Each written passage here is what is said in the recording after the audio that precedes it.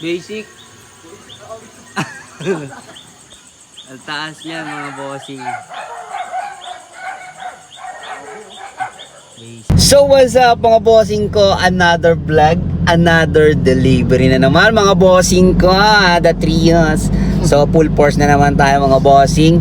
So tatakbo tayo ngayon ng Mauban, Quezon mga bossing. Etong i-deliver natin is yung trending natin na 4 wheels mga bossing. Yan yung ating RKS2 na 4 wheels na talagang parang Raptor style na.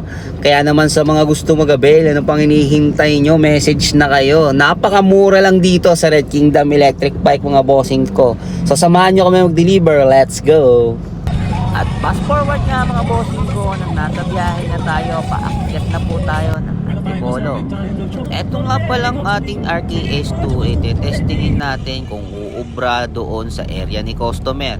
Dahil sobrang tarik ng lugar ni customer nga ni. At fast forward nga mga bossing ko, nang nakarating na tayo sa lugar ni customer, agad-agad nga natin ibinaba at i-assemble nang sa ganon makauwi na nga. Ito nga pala yung ating RKS2 ay trending na trending ngayon. Bukod sa napakamura, talagang quality naman at pangmalakasan pa nga ni.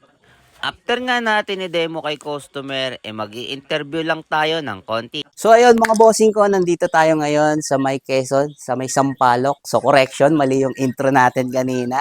So isang another customer satisfied na naman mga bossing ko dito sa may Quezon. So before galing tayo ng Tayabas, di ba?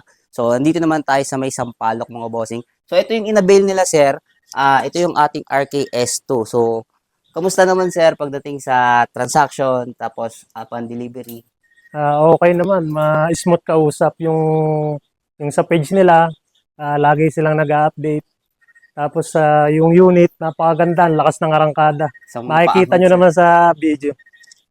Tapos, sir, sa price naman, Sa pasok price, naman. pinakamura. Ito yung pinakamurang nakita kong e-bike eh. Kaya sa kanila agad ako nag-message. So, recommended ba naman, sir? Aba, recommended sa lakas nung makina. Tapos, Ayos na ayos. powerful talaga, Powerful. sir. Tapos, budget price pa. Budget friendly pa. So, ayun, mga bossing ko, maraming salamat kay sir. At nagtiwala siya. So, actually, yung iba kasing mga client, hindi basta-basta nagtitiwala pagdating sa mga reservation, sir. So, kaya ginagawa natin yung video na to para at least kampante yung ibang mga client natin na mga gustong mag-order sa malalayong lugar. So, maraming salamat kay sir. Thank you, Toshi. Sir Toshi. Maraming salamat po, sir. God bless po. Thank you. So, ayun, mga bossing ko, sa mga gustong mag-avail, message na kayo sa Red Kingdom Electric Bike. Let's go! Thank you, thank you. Thank you, sir.